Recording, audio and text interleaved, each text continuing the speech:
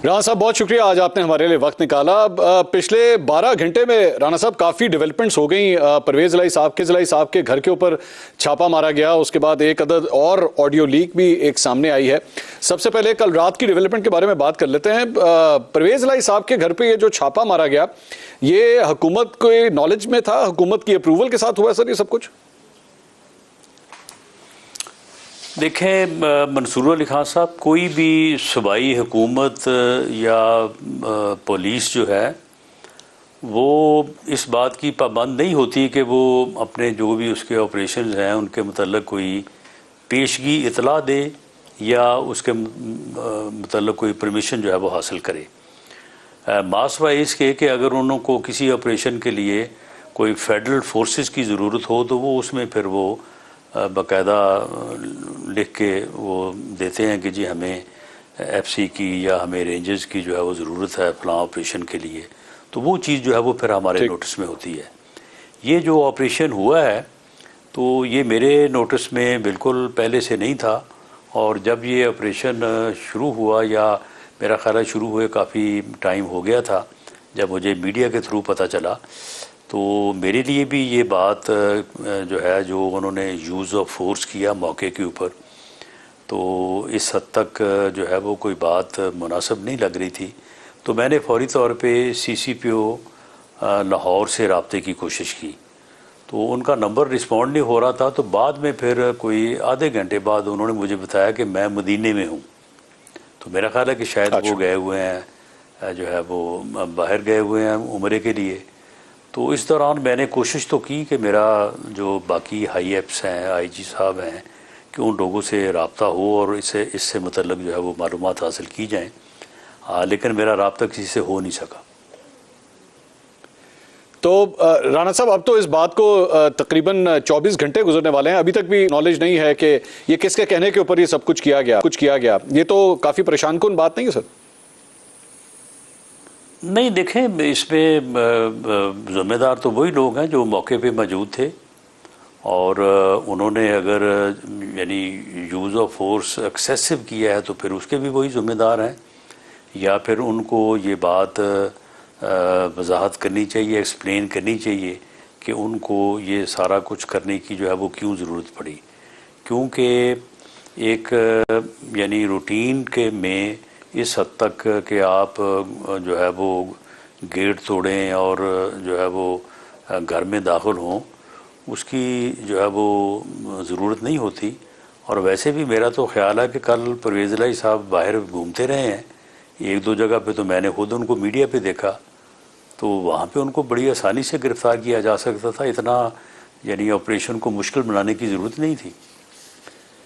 नहीं तो फिर राणा साहब ये कहा जा सकता है, क्योंकि जारी बात है इसका असर जो है वो आप लोगों का जो मुज़ाकराती अमल एक चल रहा है उसके ऊपर इसके छींटे तो पड़ेंगे सारी चीज़ के।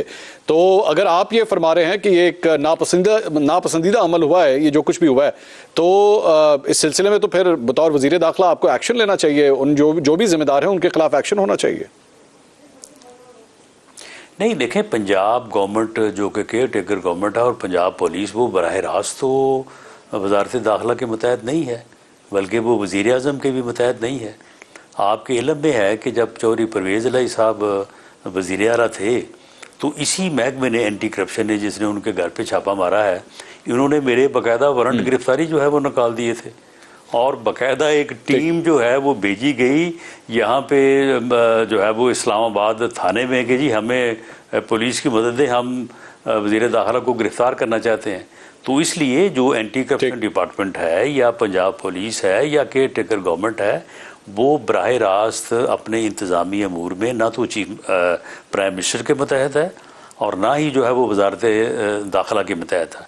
ये जो हुआ ये वही ज़िम्मेदार हैं, जो अच्छा किया तब भी उनका क्रेडिट है, और अगर कोई डेबिट वाली बात है तो ये भी उनका डेबिट है। और मैं नहीं समझता कि जो मुज़ाकराती टीम है उन्हें भी पूरा इल्म है, उन्हें भी पूरी तरह से इल्म है कि जो फेडरल गवर्नमेंट या कोलिशन गवर्नमेंट उनके साथ मुज़ाकरात कर रही है, वो मुज़ाकरात करने वाले लोगों का और इस ऑपरेशन का कोई तल्लुक़ वास्ता नहीं है। तो इसलिए उन्हें नहीं चाहिए कि ये बहाना बना के तो अब वो मुज़ाकरात से फरार इख्तियार करें।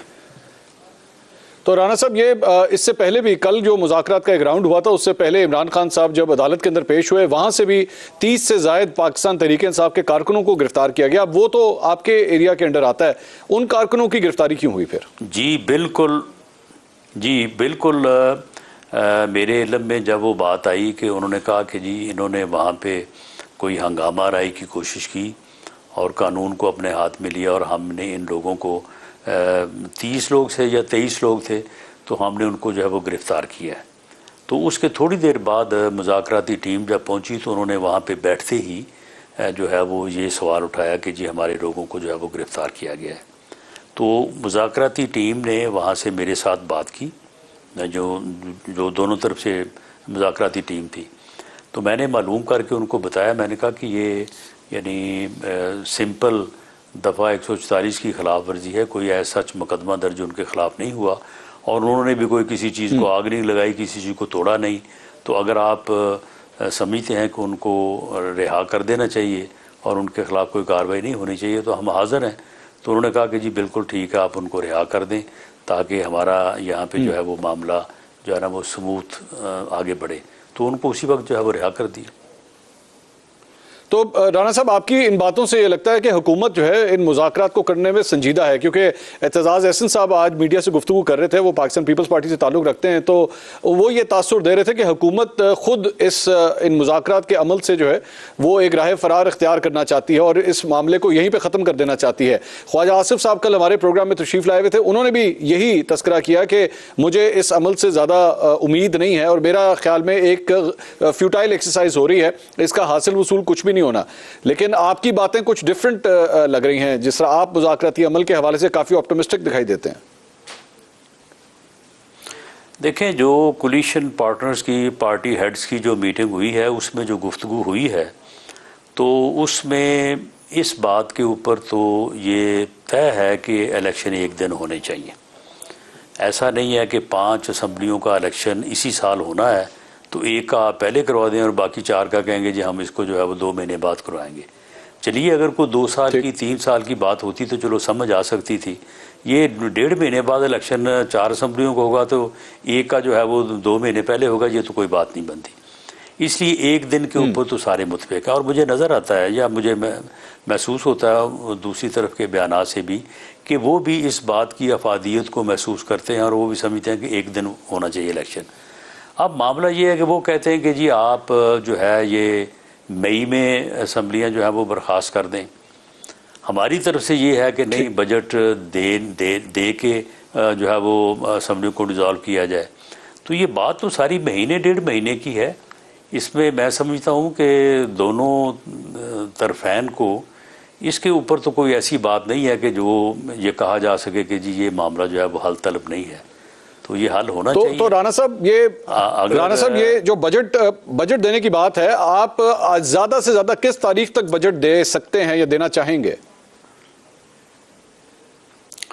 देखिए, ये 30 जून को जो एक रवायत है वहाँ तक की जो है वो बजट जो है वो दिया जाता है। अब अगर 30 जून को बजट दिया जाए और अगले हफ्ते 10 दिन में जो है वो उसकी इम्प्लीमेंटेशन और बाकी चीज़ें जो है वो उनको इंश्योर किया जाए, तो आप मुझे मंसूर साहब ये बताएं कि 12-13 जुलाई में और 12-13 अगस्त में मुझे बताएं कि फ़र्क कितना है। 30 दिन का फ़र्क है, 15-15 दिन कर लें, इससे बड़ी और बात क्या हो सकती है।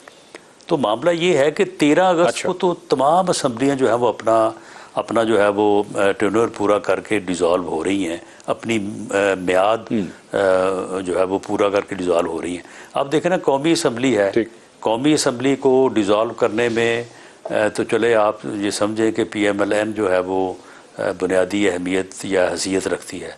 अब सिंध असम्बली को तो हम नहीं डिज़ोल्व करवा सकते, बलूचिस्तान वालों को भी हम नहीं करवा सकते।